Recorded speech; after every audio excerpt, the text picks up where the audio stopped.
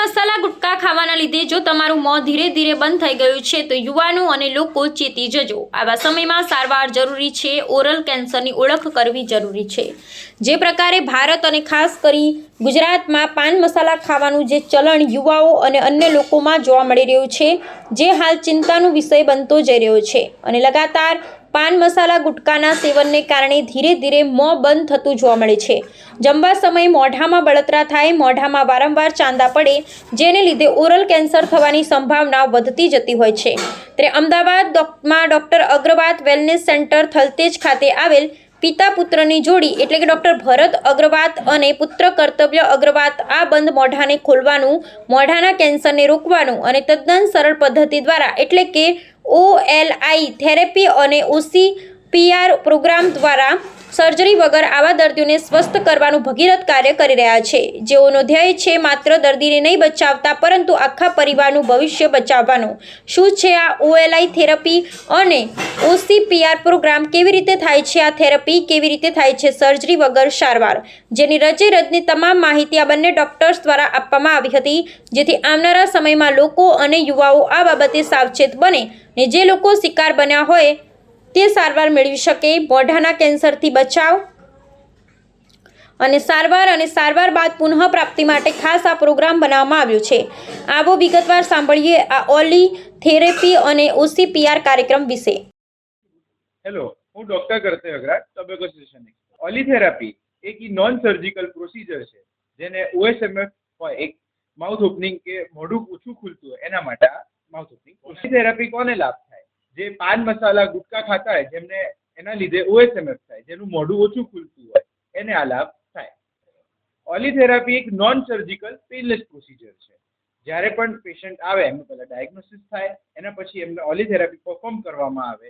જ્યારે એમાં laser therapy હોય, પછી ઇન્જેક્શન નાખવામાં આવે અને એમને માઉથ ઓપનિંગ એક્સરસાઇઝીસ કરવામાં આવે with the exercises of tongue, કેમ કે જીભ હોય એ પણ જકડાયેલી હોય અને માઉથ ઓપનિંગ એક્સરસાઇઝીસ કરવામાં આવે. આ એક નોન સર્જિકલ પેનલેસ પ્રોસિજર છે અને જ્યારે પણ પેશન્ટ આવે ત્યારે એમને 30 મિનિટ્સની પ્રોસિજર હોય એ એમનું પછી બધું રૂટીન કન્ટિન્યુ કરી શકે છે. જ્યારે પણ સેશનમાં જેને પણ 2 to 3 ફિંગર્સ હોય એમને 4 to 6 સેશન્સ આવે અને જેને 2 ફિંગર અબવ હોય એમને 2 to 3 સેશન્સ આવતા હોય છે. ઓકે, જ્યારે પણ ઓલી થેરાપી કરાવવામાં આવે જેને 2 થી 2 આંગળ કે 1 થી 2 આંગળ હોય એમને 3 to 4 સેશન પછી એક આંગળનો ડિફરન્સ પડતો હોય છે અને જેને 3 to 4 ફિંગર વચ્ચે હોય એમને 3 ફિંગર થી 4 ફિંગર આફ્ટર 2 to 2 સેશન્સ પછી ડિફરન્સ. ઓલી થેરાપી કેમ કરવામાં આવે છે એ OSMF માં ઇન્ક્લુડ છે. હવે OSMF શું છે? OSMF એક pre cancer oral submucous fibrosis pre cancerous condition છે. OSMF ની અગર તમે સારવાર ના કરાવો તો 100 માંથી 25 લોકોને ઓરલ કેન્સર થાય અને OSMF માં મેઇન ઇસ્યુ છે મોઢું ઓછું ખુલે.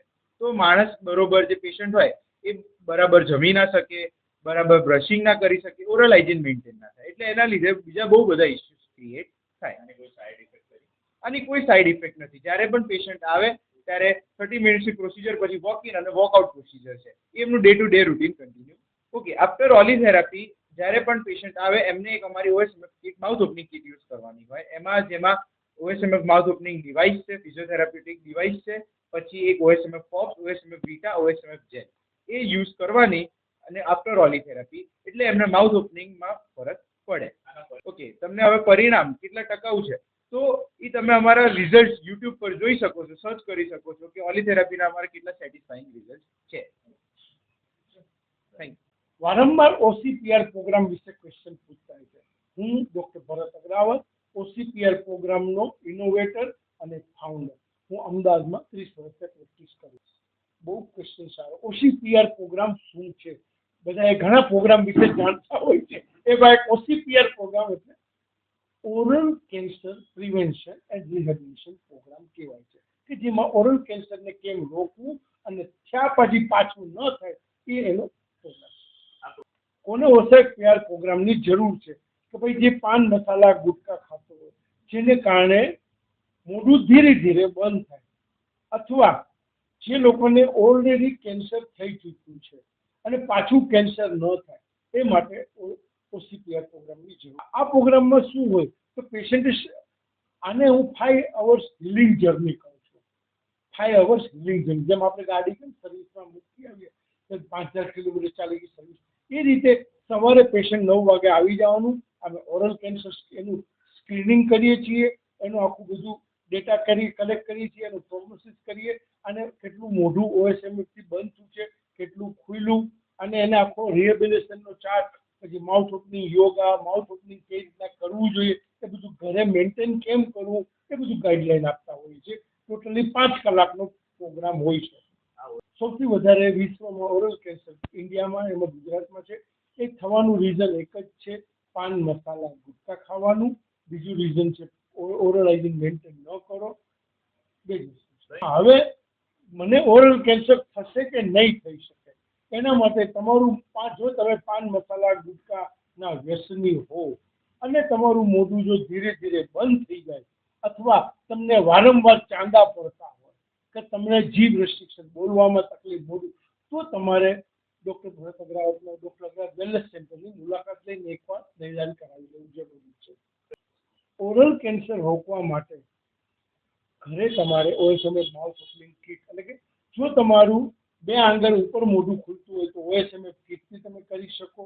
જો તમારું 1 આંગળની નીચે, એટલે કે 0 ફિંગર માઉથ ઓપનિંગ હોય, તો તમારે અહીંયા ડૉક્ટર અગ્રવાલ વેલનેસ સેન્ટર ઉપર આવી અને OCPR પ્રોગ્રામ 1 દિવસનો લેવો જોઈએ. તો ખાસ કરીને મારું એક જ કહેવાનું છે કે આપણું જો મોઢું ધીરે ધીરે બંધ થતું હોય વ્યસનોને કારણે, તો જે કંઈ બેડ હેબિટ છે છોડી દેવી જોઈએ, અને માઉથ બંધ મોઢું ખોલો અને ઓરલ કેન્સર